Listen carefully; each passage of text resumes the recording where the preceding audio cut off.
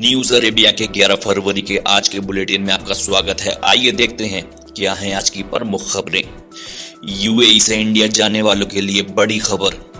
संयुक्त अरब अमीरात से भारत यात्रा करने वाले यात्रियों के लिए एक बड़ी खबर है। प्रस्थान से 72 घंटे के भीतर एक कोविड-19 RT-PCR का टेस्ट कराना जरूरी है। जब यह बात तब सामने आई है जब भारत में नवीनतम यात्रा दिशा निर्देश आगामी 14 फरवरी से लागू होने जा रहे हैं।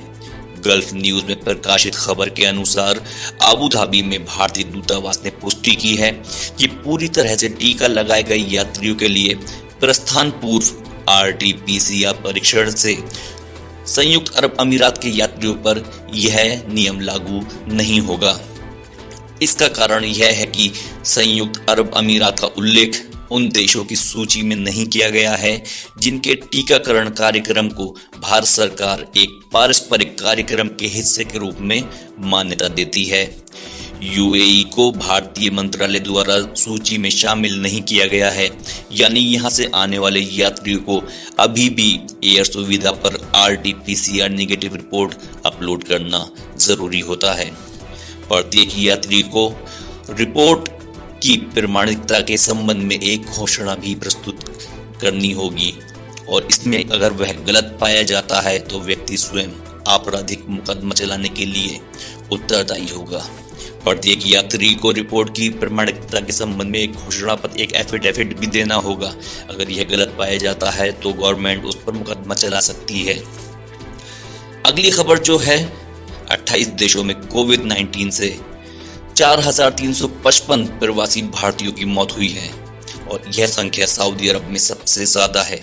दुनिया भर के 28 देशों में कोविड-19 के कारण कुल 4,355 भारतीयों की मौत हुई है, जिसमें भारत में होने वाली मौतों का आंकड़ा सम्मिलित नहीं है, जिनमें सबसे अधिक मौतें सऊदी अरब और संयुक्त अरब अमीरात में दर्ज की गई हैं। सऊदी अरब में कोविड-19 के कारण कुल 1,237 मौतें दर्ज की गईं, जबकि संयुक्त अरब अमीरात में 8,894 मौतें हुईं। इन दोनों पश्चिमी एशियाई देशों में 60 लाख से अधिक भारतीय रहते हैं। मंत्री द्वारा जानकारी दी गई कि बहरीन में 203, कुवैत में 668, मलेशिया में 186, ओमान में 555 और कतर में 113 की संख्या में बड़ी संख्या में मौतें हुई हैं। OIC ने की हौती हमलों की निंदा। इस्लामिक सहयोग संगठन OIC के महासचिव ने सऊदी अरब साम्राज्य के क्षेत्र के खिलाफ हौती मिलिशिया की बार बार शत्रुतापूर्ण हमलों की कड़ी निंदा की है। विशेष रूप से हौती मिलिशिया ने आभा अंतर्राष्ट्रीय हवाई अड्डे को एक बूबी ट्रैप ड्रोन के साथ निशाना बनाने का प्रयास किया था, जिसे सऊदी रक्षा द्वारा सफलतापूर्वक नष्ट कर दिया गया।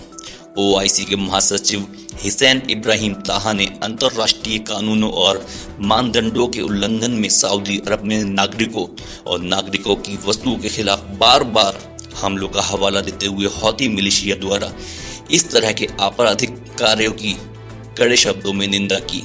ताहा ने सऊदी अरब साम्राज्य के साथ OIC के रुख और एकजुटता को दोहराया, अपने क्षेत्रों की रक्षा के लिए किए जा रहे उपायों का समर्थन किया। उन्होंने घायलों की शीघ्र स्वस्थ होने की कामना भी की।